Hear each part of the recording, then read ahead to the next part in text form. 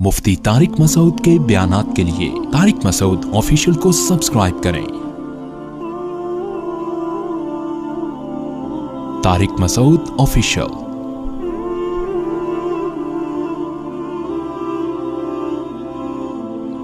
एक अहम तरीन बात याद रखें, ये बहुत अहम मसला है कि हमारे यहाँ किसी की जो बुराई है ना, बुराई उसको नापने का वो मैयार नहीं है जो अल्लाह उसके रसूल का मैयार है।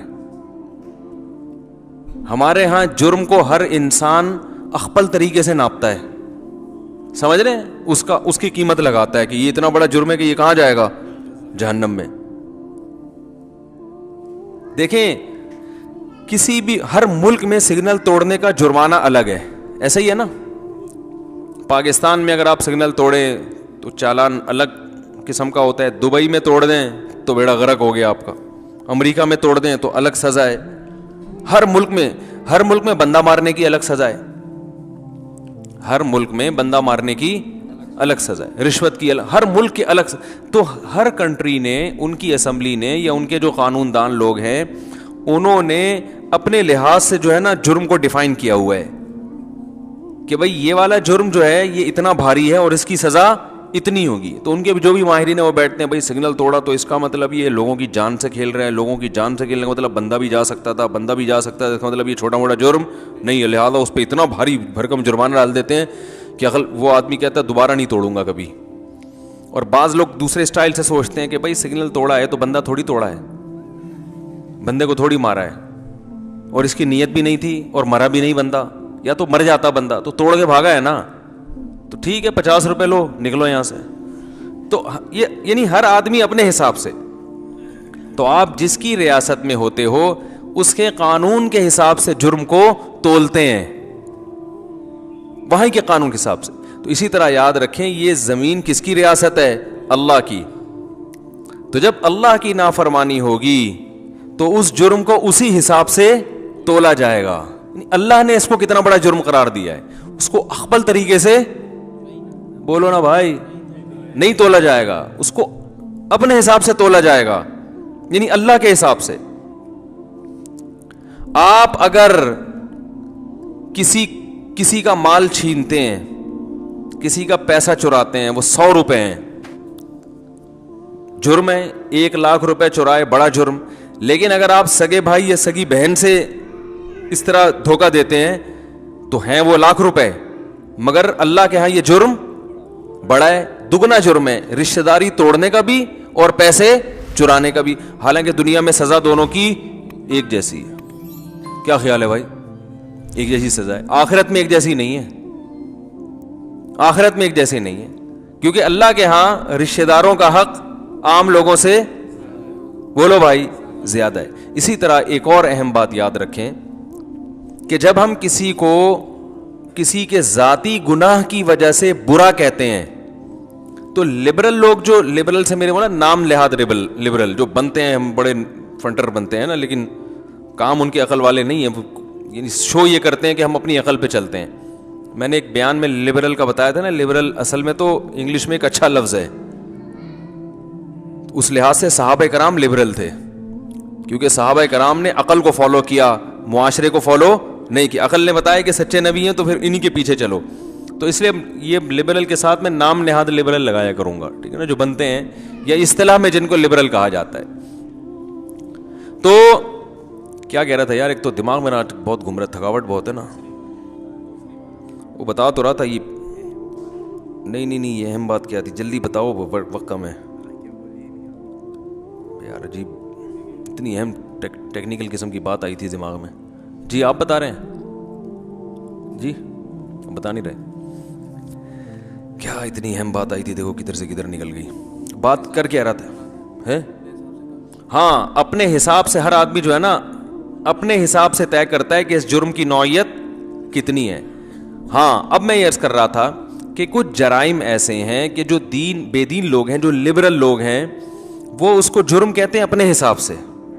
मिसाल के तौर पर मुआशरे में कोई बेहयाई करे, कोई जिना करे, कोई बदकारी करे, तो लिबरल लोगों के यहाँ ये जुर्म उस वक्त है कि जब कल्चर इसे कबूल ना करता हो। अगर कल्चर इसकी इजाज़त देता है तो फिर बेहयाई کیا خیال ہے بھائی؟ نہیں ہے. مثال کے طور پر امریکہ میں اگر کوئی بوائے فرینڈ رکھتا ہے, کوئی گرل فرینڈ بوائے فرینڈ رکھتی ہے, کوئی جرم نہیں ہے کیونکہ سوسائٹی اس کی اجازت دیتی ہے. ہمارے کنٹری میں اگر کوئی اس طرح سے رکھے گی تو لوگ اس کو برا کہیں گے. جو لبرل لوگ ہیں وہ کیوں برا کہیں گے کہ بھائی ہماری سوسائٹی اس کو قبول نہیں کرتی, یہ غلط حرکت ہے. یہی ہوگا نا, اس سے آگے نہیں ہوگا. تو جو سوسائٹی کو اصل سمجھتے ہیں وہ تو پھر سوسائٹی کی کسوٹی سے پرکھتے ہیں کہ اس سوسائٹی میں یہ جرم کتنا بڑا سمجھا جاتا ہے. یہ بہت اہم پوائنٹ کی بات ہے, اس کو اچھی طرح کھوپڑی میں بٹھا لو. یہ بڑے مسائل پیدا کر رہی ہے یہ چیز, نہ سمجھنے کی وجہ سے بہت فسادات ہو رہے ہیں. تو جو دین کو نہیں مانتے وہ سوسائٹی کی کسوٹی پہ پرکھتے ہیں کہ یہ جرم ہے بھی یا نہیں ہے تو کتنا بڑا ہے. سمجھ میں آ رہی ہے بات؟ ہم جو مذہب کو فالو کرتے ہیں ہم سوسائٹی کو زیادہ لفٹ نہیں کراتے, ہم اصل میں کس کو لفٹ کراتے ہیں؟ سب سے پہلے کہتے ہیں اسلام کیا کہتا ہے. تو یاد رکھو, جب اسلام کی کسوٹی پہ پرکھ کے کسی کو مجرم کہا جائے گا تو پھر جب تک اسلام اسے مجرم کہے گا کہیں گے, جب اسلام مجرم کہنے پر پابندی لگا دے گا تو آپ اس پہ کو مجرم بولو بھائی نہیں کہہ سکتے.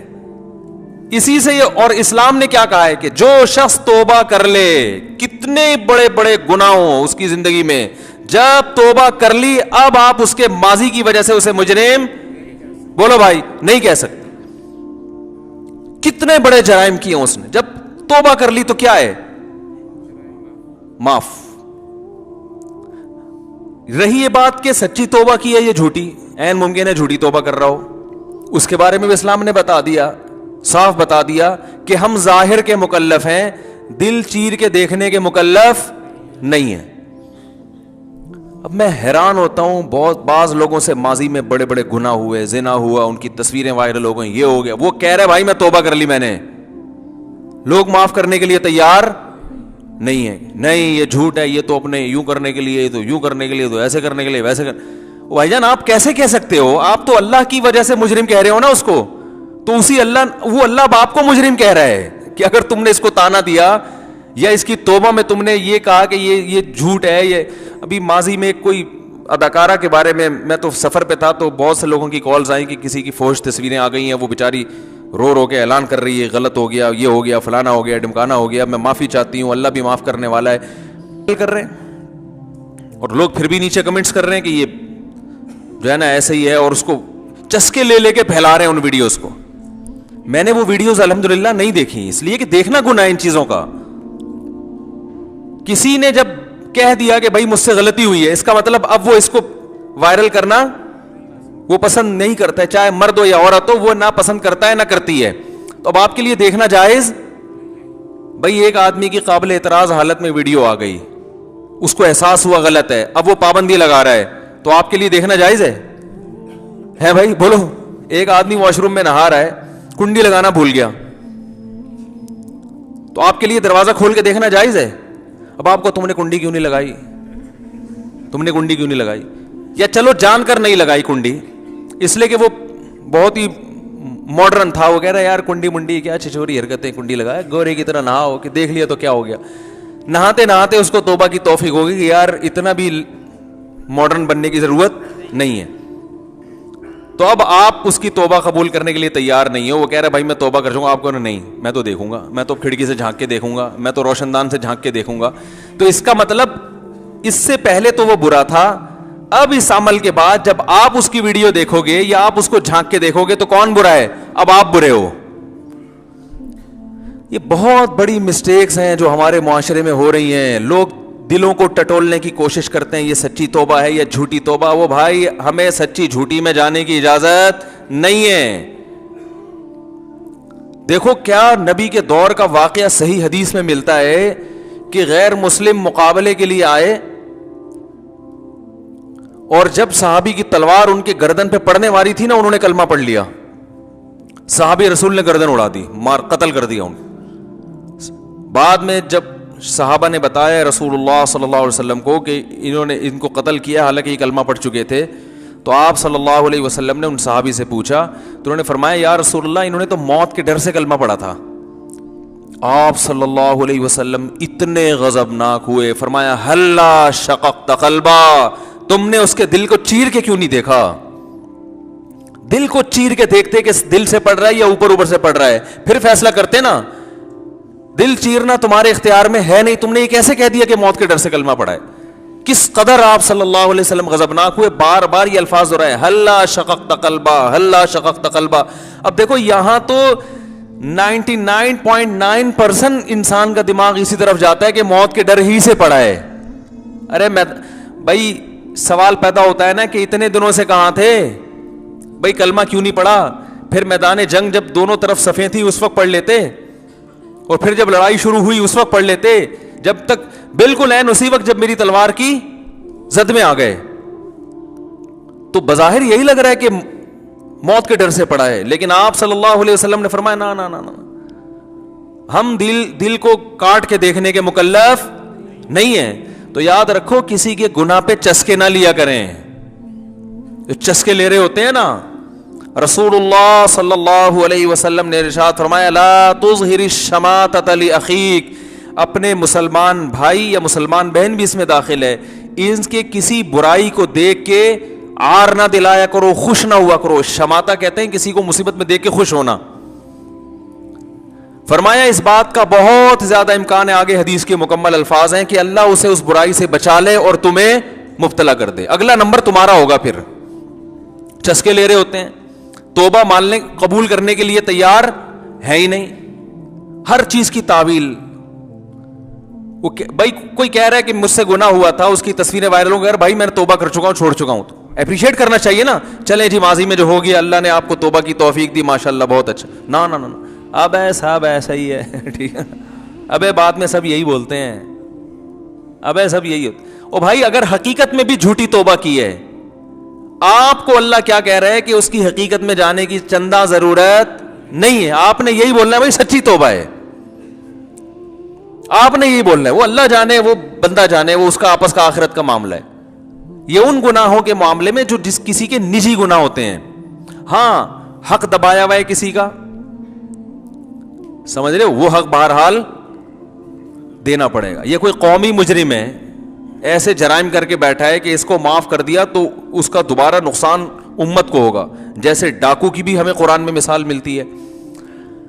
ڈاکو جو ہے نا, ڈاکو, اب ایک آدمی نے درجنوں لوگوں کو قتل کر دیا اور پکڑائی میں نہیں آ رہا تھا. اب پکڑائی میں آیا تو کہہ رہے بھائی میں تو توبہ کر چکا ہوں. ہم کہتے چلے چکے, آپ ایکچولی 25-30 بندے مار دیے آپ نے, اور آپ نے کروڑوں روپے کھا لیے اور غریبوں کی زکوٰۃ بھی کھا لی. تو ہم نے جی مفتی صاحب کا بیان سنا ہے کہ جو توبہ کر لے تو اس کے ظاہر کو قبول کرنا چاہیے, تشریف لے جائیے. بلکہ توبہ کے 2 ہار بھی اس کے گلے میں ہم نے پہنا دیے, اور نام بھی رکھ دیا توبہ خان, کہ بھئی ٹھپا لگ جائے کہ بھئی یہ کیا ہے. وہ کیا ہے, بڑا اچھا ملک ہے, دوبارہ 5-6 بندے مار دیے اس نے, اور یہ کیا اور وہ کیا, پھر پکڑائی میں آ گیا, پھر کہہ رہا ہے بھائی میں نے کیا کر لی ہے, توبہ کر لی ہے. تو یہ ان جرائم کے بارے میں نہیں ہے, اس لیے کہ ایسے لوگوں کو چھوڑنے میں نقصان کس کا ہے, لوگوں کا. تو یہاں کے بارے میں دوسری حدیث ہے, لا یلدغ المؤمن من جوہر مرتین, مومن ایک سوراخ سے 2 دفعہ نہیں ڈسا جاتا. یہاں عقل مندی دکھانی ہے. ایک ہے کسی کا نجی معاملہ, وہ کیا کر رہا ہے, زنا کیا اس نے, بے حیائی کی, شراب پی, اس کا نجی معاملہ ہے, اس گناہ پہ پردہ ڈالنے کا حکم ہے. اور اگر پکڑا جائے توبہ کا اعلان کرے تو توبہ کو ماننے کا حکم ہے. 100 دفعہ توبہ کرے, 100 دفعہ توڑے, 101ویں دفعہ میں توبہ کرے گا تو ہمیں پچھلے 100 کے بارے میں یہ نہیں کہہ سکتے, ہمیں اس میں بھولنا ہے. 100 دفعہ پکڑا گیا, 101ویں دفعہ میں توبہ کر رہا ہے, تو ہمیں یہ حکم ہے کہ ہم 101ویں دفعہ بھی کہیں سچی توبہ کر رہا ہے. سمجھ میں آ رہی ہے بات کہ نہیں آ رہی؟ لیکن جو ایسے جرائم ہوتے ہیں جس سے معاف کرنے میں لوگوں کا نقصان ہے, تو اس میں شریعت میں یہ پھر نہیں ہے. اس میں یہ کہ ایک سوراخ سے 2 دفعہ نہیں ڈسے جاتے. وہاں دوسری حدیث ہے, میں اکثر سناتا رہتا ہوں, ایک جاسوس پکڑا گیا غیر مسلموں میں, نبی صلی اللہ علیہ وسلم نے حکم دیا اس کو قتل کر دو. اس نے کہا یا رسول اللہ میری بیٹیاں ہیں. آپ صلی اللہ علیہ وسلم نے ترس کھا کے اس کو چھوڑ دیا. دوبارہ پکڑا گیا, حالانکہ اس کو چاہیے تھا اب جاسوسی نہ کرتا, جاسوس تو لوگوں کو قتل کروا دیتا ہے. آپ صلی اللہ علیہ وسلم نے دوبارہ جب پکڑا گیا نبی کے سامنے لایا گیا, اس نے پھر کہا میری 6 بیٹیاں تھیں غالباً ان کی.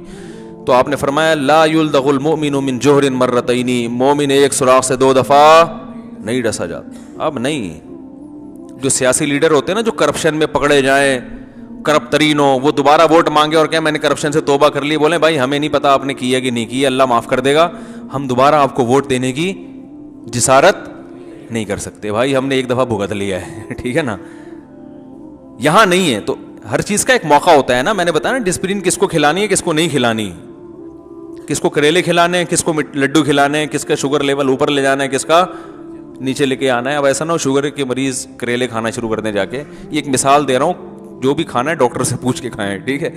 تمام دوائیں بچوں کی پہنچ سے دور رکھیں, پھر بھی آرام نہ آئے قریبی معالج سے رجوع کریں.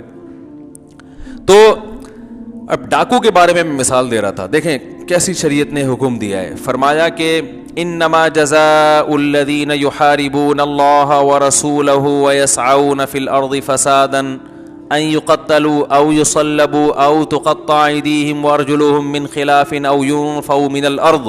اب حدیث آیت نمبر تو میں پیش نہیں کر رہا, تو پوری آیت پڑھ رہا ہوں.